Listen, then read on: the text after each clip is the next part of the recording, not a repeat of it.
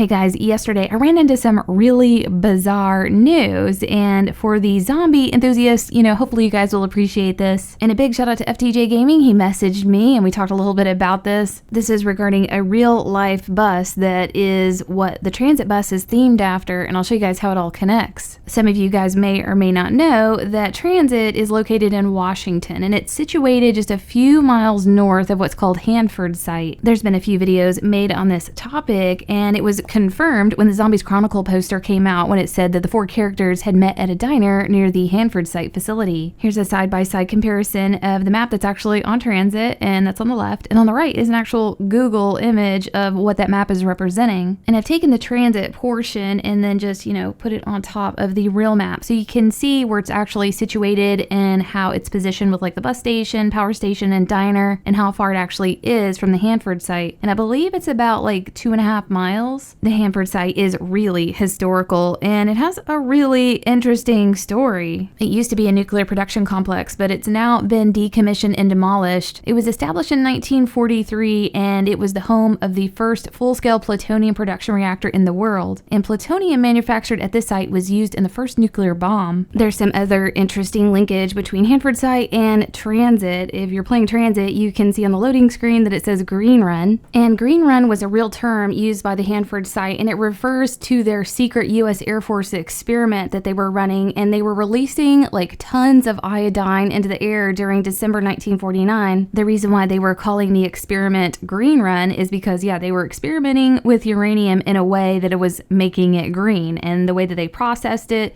it was called a process run, and it turned it green, so therefore Green Run. Here's a map that shows the exposure areas, from this experiment, and you can see where Transit kind of lies within that area. Okay, so more onto, the bus and what's going on with that. So we know that Transit has a bus route A and B, and there's been a lot of memes about bus route B, but what's interesting is that bus route B actually goes to the Hanford site nuclear research area, which actually makes a lot of sense for the real history of this area. They had these buses that were incredibly iconic, and in fact they have them in museums today because they're so famous. And here's a picture of what they actually looked like, and the Hanford site had about 28 of these custom made back in the 1950s. These buses were the lifeline for that facility. They would go out and pick up the employees from their homes and bring them, to the workplace. So, like Transit would be a place where the workers would live, and then, would get picked up by the buses and go over to the facility. And because the Hanford site facility has been almost completely demolished and there's very little left, like there's no artifacts, these buses are really the only thing that has stayed intact. Currently, there are only 3 of these buses left out of 28. I think there's 2 in a museum, and the weird news is that one of them is now available for sale. Here's an actual news channel talking about it.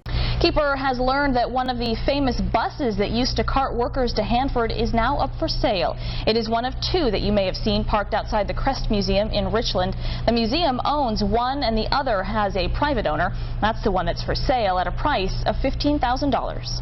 So that's definitely interesting. $15,000, somebody could own, a real life Transit bus. Next in the news is some funny stuff that the community is doing to celebrate April Fool's Day today. And I think the winner goes to Reddit. They put up a Fortnite Battle Royale banner, and everybody's gotten a good chuckle out of that. There's also a pretty amusing post on Reddit by Ben, and basically it was like a, Call of Duty Black Ops 2 remastered coming to current gen. Even though this is fake, it's fun to imagine like, wow, this would be cool if this was real. Another good April Fool's joke that someone's trying to pull off as real is this loading screen for Black Ops 4. It looks pretty good, but it's made by Nerdy for Games, and the fact that their, watermark font is the same as the press start button just, gives it away. But I do think they did a really good job on this. I mean, it doesn't look too bad. And the music definitely sounds cool. Last in the news is about Zombie World Championship number 2. If you guys, saw the first one, it was pretty exciting, and they're doing a really good job of,